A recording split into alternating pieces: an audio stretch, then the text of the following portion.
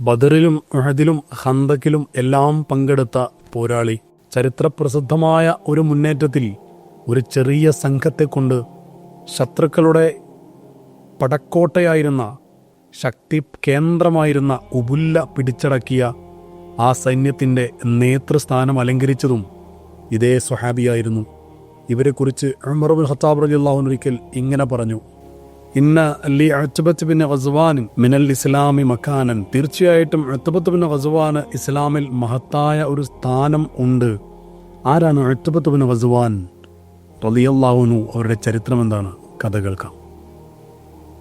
ഇസ്ലാമിക റിപ്പബ്ലിക്കിൻ്റെ രണ്ടാമത്തെ ഖലീഫ സയ്യിദുന ഉമർ ഇബ്നുൽ ഖത്താബ് റളിയല്ലാഹു അൻഹു ഇശാ നിസ്കാരം കഴിഞ്ഞ് അല്പനേരം വിശ്രമിക്കുവാൻ വേണ്ടി ഒരുങ്ങുകയാണ്. അല്പനേരം വിശ്രമിച്ച് ഉടനെ എഴുന്നേറ്റ് പാതിരാത്രി ജനങ്ങളുടെ വിവരങ്ങൾ ശേഖരിക്കാൻ, അന്വേഷിക്കാൻ വേണ്ടി നാടിലൂടെ മുഴുവനും നടക്കേണ്ടതുണ്ട്. അല്പനേരം വിശ്രമിച്ച് എഴുന്നേറ്റ് അത് ചെയ്യേണ്ടതുണ്ട്. പക്ഷേ ഉറക്കം വരുന്നില്ല. അന്ന് പകൽ കിട്ടിയ ഒരു സന്ദേശമാണ് അതിന് കാരണം. പ്രധാനപ്പെട്ട വലിയൊരു സൈന്യം പ്രധാനപ്പെട്ട സ്വഹാബികളോടൊപ്പം യുദ്ധത്തിനു വേണ്ടി പേർഷ്യയിലേക്ക് പോയിരിക്കുകയാണ്. പേർഷ്യക്കാരുടെ കനത്ത ആക്രമണത്തിൽ വലിയ പ്രതിസന്ധി നേരിടുകയാണ് മുസ്ലിം സൈന്യം എന്നതാണ് ആ സന്ദേശം. മാത്രവുമല്ല, വിവിധ ഭാഗങ്ങളിൽ നിന്ന് വീണ്ടും വീണ്ടും വലിയ സഹായങ്ങളാണ് പേർഷ്യൻ സൈന്യത്തിന് ലഭിച്ചുകൊണ്ടിരിക്കുന്നത്. മുസ്ലിം സൈന്യം എന്താണ് ചെയ്യേണ്ടത് എന്നറിയാത്ത ഒരവസ്ഥയിൽ താൻ പറഞ്ഞയച്ച ആ സൈന്യം, ആ സംഘം എത്തിപ്പെട്ടിരിക്കുന്നു എന്ന സന്ദേശം മഹാനവറുകളുടെ ഉറക്കം കെടുത്തുകയാണ്. പേർഷ്യൻ സൈന്യത്തിന് പ്രധാനമായും സഹായങ്ങളും യുദ്ധ ഉപകരണങ്ങളും ആളുകളുടെ പിന്തുണയും എല്ലാം ലഭിക്കുന്നത് പ്രധാനമായും ഉബുല്ല പട്ടണത്തിൽ നിന്നാണ് എന്നാണ് മനസ്സിലാക്കാൻ സാധിച്ചിട്ടുള്ളത്. അതുകൊണ്ട് വേഗം ഉബുല്ല പട്ടണം പിടിച്ചടക്കണം. അതിനുവേണ്ടി മറ്റൊരു സൈന്യത്തെ വിനിയോഗിക്കണം. പക്ഷേ പ്രധാനപ്പെട്ട ആളുകളെല്ലാം പേർഷ്യക്കെതിരെ സമരത്തിന്, യുദ്ധത്തിന് പോയതുകൊണ്ട് ഇനി പ്രയോഗിക്കുവാൻ സമൂഹം ഇവിടെ ബാക്കിയില്ല. ഏതാനും ആളുകൾ മാത്രം. ആണെങ്കിൽ തന്നെയും അതിന് പറ്റിയ ഒരു പടനായകൻ ആരാണ് എന്ന് ചിന്തിച്ചുകൊണ്ടേയിരിക്കുകയാണ് അമീറുൽ മുഅ്മിനീൻ ഉമർ ഇബ്നുൽ ഖത്താബ് റളിയല്ലാഹു അൻഹു. പേർഷ്യയിൽ മാത്രമല്ല, മറ്റുള്ള ലോകത്തിൻ്റെ വിവിധ ഭാഗങ്ങളിലേക്ക് ദീനീ പ്രചാരണത്തിനും പ്രവർത്തനങ്ങൾക്കും സമരങ്ങൾക്കും വേണ്ടി പോയിട്ടുണ്ട് വിവിധങ്ങളായ സംഘങ്ങൾ. അവശേഷിക്കുന്ന ഏതാനും ആളുകൾ മാത്രമാണ് മദീനയിലുള്ളത്. അവരുടെ നേതാവായി ആരെയാണ് തീരുമാനിക്കുക? ഇതാലോചിച്ച് തിരിഞ്ഞും മറിഞ്ഞും കിടക്കുകയാണ് ഖലീഫ. അങ്ങനെ ചിന്തിക്കാനും ഒരു കാരണമുണ്ടായിരുന്നു. ശക്തനായ ഒരു സൈനിക നേതൃത്വത്തെ കിട്ടിയാൽ ആളുകൾ കുറവാണ്, അനുഭവ സമ്പത്തുള്ളവരും കുറവാണ് എന്ന ന്യൂനതകൾ ആ ഒരു കരുത്തനായ പടയാളിയുടെ, പടനായകൻ്റെ സാന്നിധ്യം കൊണ്ട് പരിഹരിക്കുവാൻ സാധിക്കും. അങ്ങനെ കുറേ ആലോചിച്ച് അവസാനം പെട്ടെന്ന് ഖലീഫ പറഞ്ഞു: ഞാൻ ആളെ കണ്ടെത്തിയിരിക്കുന്നു. ബദറിലും ഉഹദിലും ഖന്തക്കിലും സിദ്ദീഖ് റളിയല്ലാഹു അൻഹുവിന്റെ കാലഘട്ടത്തിൽ നടന്ന നിർണായകമായ യുദ്ധം, യമാമയിലും എല്ലാം പങ്കെടുത്ത അനുഭവ സമ്പത്തിൻ്റെ, പോരാളിത്തത്തിൻ്റെയും അതിശക്തമായ പടയോട്ടത്തിനും പേരുകേട്ട ആ ഒരു നേതൃത്വത്തെ ഞാൻ കണ്ടെത്തിയിരിക്കുന്നു. ഉത്ബത്ത് ബിൻ ഗസ്വാൻ ആണത്. ഒരിക്കൽ പോലും ശത്രുവിൻ്റെ വാൾ അദ്ദേഹത്തെ മുറിവേൽപ്പിച്ചിട്ടില്ല. അദ്ദേഹത്തിൻ്റെ പ്രയോഗങ്ങൾ ഒരിക്കലും ഉന്നം തെറ്റിയിട്ടും ഇല്ല. 2 തവണ പലായനം ചെയ്ത വ്യക്തിയാണ്. അള്ളാഹുവിൻ്റെ ഹബീബായ മുസ്തഫായ റസൂലുള്ളാഹി സ്വല്ലല്ലാഹു അലൈഹി വസല്ലമ തങ്ങളിൽ ഈ ലോകത്ത് വിശ്വസിച്ച 7ാമത്തെ വ്യക്തിയുമാണ് അദ്ദേഹം. ആദ്യ കാലഘട്ടത്തിൽ തന്നെ ഇസ്ലാമിലേക്ക് കടന്നു വന്നവരിൽ പ്രമുഖരും. ആ വ്യക്തിയെ തന്നെ യുദ്ധത്തിൻ്റെ നേതൃസ്ഥാനത്ത് മഹാനവറുകൾ നിയമിക്കുകയാണ്. നേരം പുലർന്നപ്പോഴേക്കും ഉത്ബത്ത് ബിൻ ഗസ്വാൻ എന്നവരെ വിളിച്ചു കൊണ്ടുവരുവാൻ ഉമർ റളിയല്ലാഹു അൻഹു പറഞ്ഞു. അവർ ഉടനെ അവിടെ എത്തി. 600-ൽ താഴെ മാത്രം വരുന്ന ഒരു ചെറിയ സംഘത്തെ ഏൽപ്പിച്ചു കൊടുത്തു പറഞ്ഞു: നിർണായകമായ ഒരു ദൗത്യത്തിന് നിങ്ങൾ ഉബുല്ലയിലേക്ക് പുറപ്പെടുകയാണ്. നിങ്ങൾ യാത്ര പുറപ്പെട്ടുകൊള്ളുക. ആവശ്യമായ സംഘത്തെ വേണമെങ്കിൽ പിന്നീട് അയച്ചു തരാം എന്നും ഖലീഫ പറഞ്ഞു. ഉബുല്ലയിലേക്ക് പുറപ്പെടാൻ ആ സംഘം തയ്യാറെടുത്തപ്പോൾ ഖലീഫ ഇങ്ങനെ കൂട്ടിച്ചേർത്തു: ഉത്ബ, ശത്രുക്കളുടെ ശക്തി കേന്ദ്രമായ ഉബുല്ലയിലേക്കാണ് ഞാൻ നിങ്ങളെ പറഞ്ഞയക്കുന്നത്. അള്ളാഹുവിൻ്റെ സഹായം നിങ്ങൾക്കുണ്ടാകും. ഉബുല്ല നിങ്ങൾ പിടിച്ചടക്കും എന്ന് തന്നെ ഞാൻ പ്രതീക്ഷിക്കുന്നു. ഉബുല്ലയിലെത്തിയാൽ താങ്കൾ അവരെ അള്ളാഹുവിൻ്റെ മാർഗത്തിലേക്ക് ക്ഷണിക്കുക. ആരെങ്കിലും വന്നാൽ അവരെ സന്തോഷത്തോടെ സ്വീകരിക്കുക. അല്ലാത്ത പക്ഷം ഫിദിയ തന്ന് ജീവിക്കുവാൻ അവരെ ആവശ്യപ്പെടുക. അതിനും പറ്റാത്ത ആളുകൾ ഉണ്ടെങ്കിൽ മാത്രം സൈനിക നീക്കം നടത്താം. ഉത്ബ, താങ്കളെ ഏൽപ്പിച്ച കാര്യത്തിൽ അള്ളാഹുവിനെ പ്രത്യേകമായി സൂക്ഷിക്കുക. പരലോകത്ത് നാളെ പരാജയപ്പെടാൻ കാരണമാകുന്ന അഹങ്കാരം ഒരിക്കലും ഇടവരാതിരിക്കാൻ വേണ്ടി, അതിലെത്തിച്ചേരാതിരിക്കാൻ വേണ്ടി താങ്കൾ പ്രത്യേകമായി ശ്രദ്ധിക്കുക. അള്ളാഹുവിൻ്റെ പ്രവാചകർ തിരുനബി സല്ലല്ലാഹു അലൈഹി വസല്ലമ തങ്ങളോട് സഹവസിച്ച സ്വഹാബിയാണ് താങ്കൾ. ആ സഹവാസം താങ്കൾക്ക് വലിയ ഉന്നതി നൽകിയിട്ടുണ്ട്. ദുർബലതയുടെ നാളുകൾക്ക് ശേഷം അള്ളാഹു താങ്കൾക്ക് ശക്തി പകർന്നു തന്നിട്ടുണ്ട്. ആരുമില്ലാത്ത ദിവസങ്ങൾക്ക് ശേഷം അള്ളാഹു നിങ്ങൾക്ക് ആളുകളെ നൽകിയിട്ടുണ്ട്. താങ്കൾ ഭരണാധികാരിയും നേതാവുമായിട്ടുണ്ട്. ഈ അനുഗ്രഹങ്ങളൊന്നും അള്ളാഹുവിൻ്റെ മുമ്പിൽ പരാജയപ്പെടാൻ താങ്കൾക്കൊരു കാരണമാവാതിരിക്കട്ടെ. അതിസൂക്ഷ്മമായ നിർദ്ദേശങ്ങളാണ് ഖലീഫ ഉമർ റളിയല്ലാഹു അൻഹു ഉത്ബത്ത് ഇബ്നു ഗസ്വാൻ റളിയല്ലാഹു അൻഹു പറഞ്ഞയച്ച് യാത്രയയക്കുന്നത്. തൻ്റെ കീഴിൽ 600-ൽ താഴെ വരുന്ന ആളുകളെയും കൊണ്ട് ഉത്ബത്ത് ഇബ്നു ഗസ്വാൻ റളിയല്ലാഹു അൻഹു യാത്രയായി. ഉത്ബയുടെ ഭാര്യ ഉൾപ്പെടെ 6 സ്ത്രീകളും ആ ഒരു സംഘത്തിൽ ഉണ്ടായിരുന്നു. ഉബുല്ല പട്ടണത്തിനോട് ചേർന്ന് സ്ഥിതി ചെയ്യുന്ന ഖസ്ബാ എന്ന പ്രദേശത്ത് ആ സംഘം എത്തിച്ചേർന്നു. ദിജ്ല നദിക്ക് ചേർന്ന് സ്ഥിതി ചെയ്യുന്ന ശക്തമായ കോട്ടകളാൽ സംരക്ഷിക്കപ്പെട്ട വളരെ പ്രധാനപ്പെട്ട ഒരു പട്ടണമാണ് ഉബുല്ല. പേർഷ്യക്കാർ അവരുടെ ആയുധപ്പുരയായി ഉപയോഗപ്പെടുത്തുന്ന പ്രധാന ഭരണസിരാ കേന്ദ്രം കൂടെയാണിത്. ചുറ്റുപാടു നിന്നും ശത്രുക്കൾ വരുന്നത് നിരീക്ഷിക്കുവാൻ വേണ്ടി വലിയ വാച്ച് ടവറുകൾ അവിടെ ഉണ്ടായിരുന്നു. സംഘബലവും ആയുധവും എല്ലാം കുറവായിരുന്നെങ്കിലും ഉബുല്ലയെ നേരിടാൻ തന്നെയായിരുന്നു ഉത്ബത്ത് ഇബ്നു ഗസ്വാൻ റളിയല്ലാഹുവിൻ്റെ തീരുമാനം. കയ്യിലുണ്ടായിരുന്നത് ആകെ ഏതാനും വാളുകളും കുന്തങ്ങളും മാത്രം. ആകെയുള്ളത് 600-ൽ താഴെ മാത്രം വരുന്ന സംഘം നേരിടാൻ പോകുന്നത് പ്രസിദ്ധമായ ആയുധപ്പുരയായ സർവ സജ്ജമായ കോട്ടകളടക്കം സമ്പന്നമായ ഉബുല്ല പട്ടണത്തെയും. മുന്നോട്ട് തന്നെയാണ് അവർ പോകാൻ തീരുമാനിച്ചത്. ചില കൗശലങ്ങൾ, ചില തന്ത്രങ്ങൾ അവർ മെനഞ്ഞു. സ്ത്രീകളോട് സംഘത്തിന് ഏറ്റവും പുറകിൽ നടക്കുവാൻ പറഞ്ഞ് കുന്തങ്ങൾക്ക് മുകളിൽ ഒരു ബാനർ തയ്യാറാക്കി അത് ഉയർത്തിപ്പിടിക്കാൻ പറഞ്ഞു. ഈ സംഘം ഉബുല്ല പട്ടണത്തിലേക്ക് പ്രവേശിക്കുമ്പോൾ ഏറ്റവും പുറകിലായി ഈ ബാനർ ഉയർത്തിപ്പിടിച്ച് ശക്തമായി മണലുകളും പൊടികളും അന്തരീക്ഷത്തിൽ പടർത്തിക്കൊണ്ട് നിങ്ങൾ നടന്നു വരിക. മുസ്ലിം സൈന്യം ഉബുല്ല പട്ടണത്തിലേക്ക് അടുത്തു. നിരീക്ഷിക്കുന്ന ശത്രുക്കൾ കണ്ടത് മുസ്ലിം സൈന്യം സജ്ജമായി തങ്ങളെ ആക്രമിക്കുവാൻ വേണ്ടി വരുന്നു. മുന്നിൽ ഈ വന്നത് ഒരു ചെറു സംഘം മാത്രമാണ്.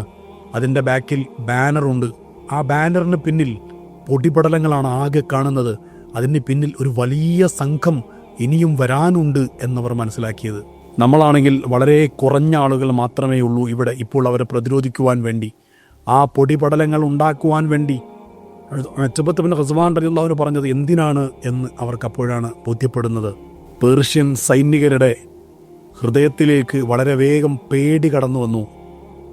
അവശേഷിച്ചതിൽ കൈകൊണ്ട് പെട്ടെന്ന് എടുത്ത് പൊക്കിക്കൊണ്ടുപോകാൻ പറ്റുന്ന സാധന സാമഗ്രികൾ മാത്രം എടുത്ത് അവിടെ ഉണ്ടായിരുന്ന കപ്പലുകളിലേക്ക് ഓരോരുത്തരും വേഗം ഓടി രക്ഷപ്പെടുകയായിരുന്നു.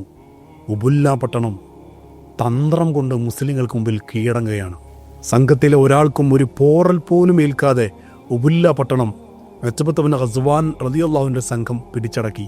സമീപ സ്ഥലങ്ങളിലുള്ള ഏതാനും പട്ടണങ്ങളും അവർ പിടിച്ചെടുത്തു. വിലമതിക്കാൻ കഴിയാത്ത അത്രയും സമ്പത്ത് ആ യുദ്ധത്തിലൂടെ മുസ്ലിമീങ്ങൾക്ക് ലഭിക്കുകയുണ്ടായി. യുദ്ധം കഴിഞ്ഞ് മദീനയിൽ തിരിച്ചെത്തിയ ഒരു സൈനികനോട് ഒരാൾ ചോദിച്ചു, ഉബുല്ലയിൽ മുസ്ലിമീങ്ങൾ എങ്ങനെയായിരുന്നു? നിങ്ങൾ എന്താണ് ഈ പറയുന്നത്? അള്ളാഹുവാണേ സത്യം, സ്വർണവും വെള്ളിയും ഇതുവരെ എണ്ണി തീർന്നിട്ടില്ല. അതിനിടയിലാണ് ഞങ്ങൾ ഇങ്ങോട്ട് വന്നത്. ആ ഒരു ആനന്ദം കാണുവാൻ വേണ്ടി അപ്പോൾ ചിലർ അങ്ങോട്ട് യാത്ര പുറപ്പെട്ടു എന്ന് പോലും ചരിത്രകാരന്മാർ രേഖപ്പെടുത്തുന്നുണ്ട്. അത്രമാത്രം വലിയ വിജയമായിരുന്നു ഉബുല്ലയിലെ ആ സൈനിക പടനീക്കം ഇസ്ലാമിന് നൽകിയത്. ജയിച്ചടക്കിയ പട്ടണങ്ങളിൽ ദീർഘകാലം താമസിച്ചാൽ അത് ഭൗതികമായ താല്പര്യങ്ങൾ വളരുവാൻ തൻ്റെ സൈന്യത്തിന് കാരണമാകും എന്ന് ഉത്ബ ഭയപ്പെട്ടിരുന്നു. ആലങ്കാരികമായ ജീവിതം, ഭൗതികമായ വലിയ സ്വാദിഷ്ടമായ ഭക്ഷണങ്ങൾ, ഇതെല്ലാം ആത്മീയത തൻ്റെ സൈന്യത്തിൽ നശിപ്പിക്കുമെന്ന ഭയം ഉത്ബക്ക് പ്രത്യേകമായും ഉണ്ടായിരുന്നു. മാത്രവുമല്ല, ജിഹാദി മനോഭാവം ഇല്ലാതെയാകുവാനും സമരത്തോട് അടുക്കുവാനുള്ള താല്പര്യം കുറഞ്ഞു പോകുമോ എന്ന പേടിയും ഉത്ബക്കുണ്ടായിരുന്നു. അങ്ങനെ ഖലീഫ ഉമർ റളിയല്ലാഹു അൻഹു ഒരു പ്ലാൻ തയ്യാറാക്കി അയച്ചു. ബസ്ര എന്ന് പറയുന്ന സ്ഥലത്ത് ഒരു പട്ടണം, ഇസ്ലാമികമായ എല്ലാം ഉൾക്കൊള്ളുന്ന സുന്ദരമായ ഒരു നഗരം നിർമ്മിക്കുവാൻ വേണ്ട എല്ലാ പ്ലാനുകളും തയ്യാറാക്കി കൃത്യമായി അയച്ചു കൊടുത്തു. അതിന് ഉമർ തങ്ങൾ അനുമതി കൊടുക്കുകയും ചെയ്തു. അങ്ങനെ പുതിയ പട്ടണത്തിൻ്റെ നിർമ്മാണം തുടങ്ങി. ബസ്റ. ഈ ബസ്റ പട്ടണത്തിൽ ആദ്യമായി ഉണ്ടാക്കിയത് ഒരു പള്ളിയായിരുന്നു. അള്ളാഹുവിൻ്റെ അലംഘനീയമായ ആ വിശ്വാസത്തിൻ്റെ സമർപ്പണം വിളിച്ചു പറയുന്ന ഒരു മസ്ജിദ്. മസ്ജിദിൻ്റെ നിർമ്മാണം കഴിഞ്ഞതോടുകൂടെ സമീപത്തുള്ള സ്ഥലങ്ങളിൽ ഓരോരുത്തരും ഭൂമി ഓഹരി വെച്ചെടുത്ത് അവിടെ വീട് നിർമ്മാണം തുടങ്ങി. അപ്പോഴും റുത്തുബക്ക് അതിലൊന്നും താല്പര്യമുണ്ടായിരുന്നില്ല. ശീലകൾ വലിച്ചു കെട്ടിയ ടെൻറ്റിൽ തന്നെയായിരുന്നു റുത്തുബ എന്ന പടനായകൻ. അപ്പോഴും ഭൗതികത തന്നെ പിടികൂടരുത് എന്ന് ആത്മാർത്ഥമായ താല്പര്യമായിരുന്നു അവർക്ക്. ബസ്റയിൽ മുസ്ലിമീങ്ങൾക്ക് വലിയ അഭിവൃദ്ധി കടന്നു വരുന്നത് റുത്തുബ മനസ്സിലാക്കി. ആരെയും അതിശയിപ്പിക്കുന്ന കണ്ണഞ്ചിപ്പിക്കുന്ന രീതിയിലായിരുന്നു ആ വളർച്ച മുഴുവനും. ആത്മീയമായി പിന്നിലായി പോകുവാൻ ഇത് കാരണമാകുമോ എന്ന് റുത്തുബ ഭയക്കുകയും നിരന്തരമായി തൻ്റെ പ്രിയപ്പെട്ടവരെ അത് ഉത്ബോധിപ്പിക്കുകയും ചെയ്തുകൊണ്ടേയിരുന്നു. നേരത്തെ ദൗർലഭ്യമായി ഭക്ഷണം കഴിച്ചിരുന്നവർ പേർഷ്യക്കാരുടെ സമ്പന്നമായ ഭക്ഷണങ്ങളാണിപ്പോൾ കഴിച്ചുകൊണ്ടിരിക്കുന്നത്. പാരത്രികമായ വിഭവങ്ങൾ അന്യമാകുവാൻ ഇത് കാരണമാകുമോ എന്ന് ഭയപ്പെട്ടുകൊണ്ട് ഒരിക്കൽ തൻ്റെ പ്രിയപ്പെട്ടവരെയൊക്കെ ബസ്റയിലെ പള്ളിയിൽ വിളിച്ചുകൂട്ടി മഹാനവറുകൾ ഇങ്ങനെ പറഞ്ഞു: ഓ ജനങ്ങളെ, ഭൗതിക ലോകവും അതിലെ വിഭവങ്ങളെല്ലാം ഒരിക്കൽ തീർന്നു പോകുന്നതാണ് എന്ന് നിങ്ങൾ മറക്കരുത്. ഒരിക്കലും തീർന്നു പോവാത്ത ഒരു ഭവനത്തിലേക്കാണ് നാം നടന്നെടുത്തുകൊണ്ടിരിക്കുന്നത്. അവിടത്തേക്ക് സൽക്കർമ്മങ്ങൾ ഓരോരുത്തരും വർദ്ധിപ്പിക്കുക. അള്ളാഹുവിൻ്റെ പ്രവാചകരോടൊപ്പം ചേരാൻ ഭാഗ്യം ലഭിച്ച 7ാമത്തെ ആളായിരുന്നു ഞാൻ. ആ കാലഘട്ടങ്ങളിൽ ദൗർലഭ്യമായിരുന്നു ഞങ്ങളുടെ ഭക്ഷണം. ഞങ്ങൾ ദീർഘമായ മാസങ്ങൾ പച്ചില മാത്രം കഴിച്ച് ജീവിച്ചിരുന്നു. ആ സമയത്ത് പച്ചിലകൾ കഴിച്ച് ഞങ്ങളുടെ നാവ് പൊള്ളിപ്പോയിട്ടുണ്ടായിരുന്നു, ചുണ്ടുകൾക്ക് മുറിവേറ്റിട്ടുണ്ടായിരുന്നു, ഞങ്ങളുടെ മോണകളിൽ മുറിവുണ്ടായിരുന്നു. ആ സമയത്ത് ഒരിക്കൽ എനിക്കും സഅദ് ബിൻ അബി വഖാസിനും ഒരു നീളൻ കുപ്പായം കിട്ടി. ഞങ്ങൾ 2 പേരും അത് മുറിച്ചെടുത്ത് ഓരോരുത്തരും പകുതി അണിയുകയായിരുന്നു. അതൊക്കെയായിരുന്നു ഞങ്ങളുടെ ജീവിതം. എന്നാൽ ഇന്ന് നമ്മുടെ വേഷം കണ്ടാൽ നാം ഓരോരുത്തരും ഒരു നഗരത്തിൻ്റെ ഭരണാധികാരിയാണോ എന്ന് തോന്നിപ്പോകും.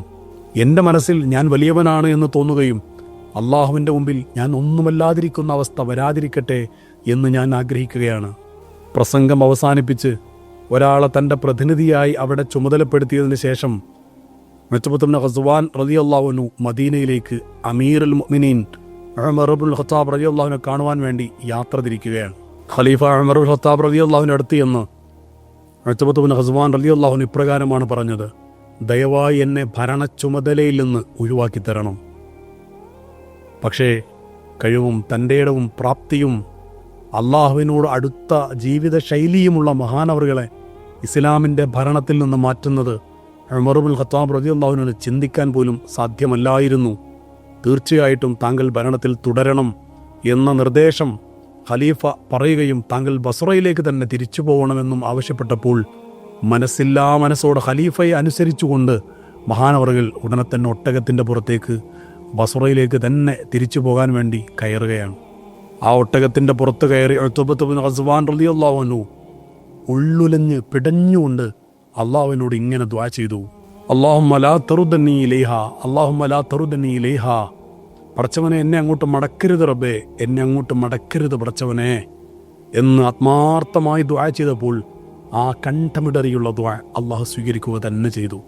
മദീനയിൽ നിന്ന് പുറപ്പെട്ട് അധികം കഴിയുന്നതിന് മുമ്പ് തന്നെ ആ ഒട്ടകം പ്രത്യേകമായ ഒരു രീതിയിലേക്ക് അതിൻ്റെ സ്വഭാവം മാറുകയും ആ ഒട്ടകത്തിൻ്റെ പുറത്തു നിന്ന് വിരളിയെടുത്ത് ഓരോ കാര്യങ്ങൾ കാണിച്ച ആ ഒട്ടകത്തിൻ്റെ പുറത്തു നിന്ന് താഴെ വീണ് ഉത്ബത്ത് ബിൻ ഖസ്വാൻ റളിയല്ലാഹു അൻഹു അള്ളാഹുവിലേക്ക് യാത്ര പോയതാണ്. അള്ളാഹു സുബ്ഹാനഹു വ തആല സൂക്ഷ്മമായ ജീവിതം നമുക്ക് നൽകട്ടെ. എത്രയൊക്കെ ഭൗതികമായ സമ്പത്ത് നമ്മിലേക്ക് വന്നാലും ഇതൊന്നും ശാശ്വതമല്ല, എൻ്റേതല്ല, താൽക്കാലിക സൂക്ഷിപ്പ് സ്വത്ത് മാത്രമാണ് എന്ന ചിന്തയിൽ ജീവിക്കുവാൻ നമുക്കെല്ലാവർക്കും തൗഫീഖ് നൽകട്ടെ. ആമീൻ യാ റബ്ബൽ ആലമീൻ.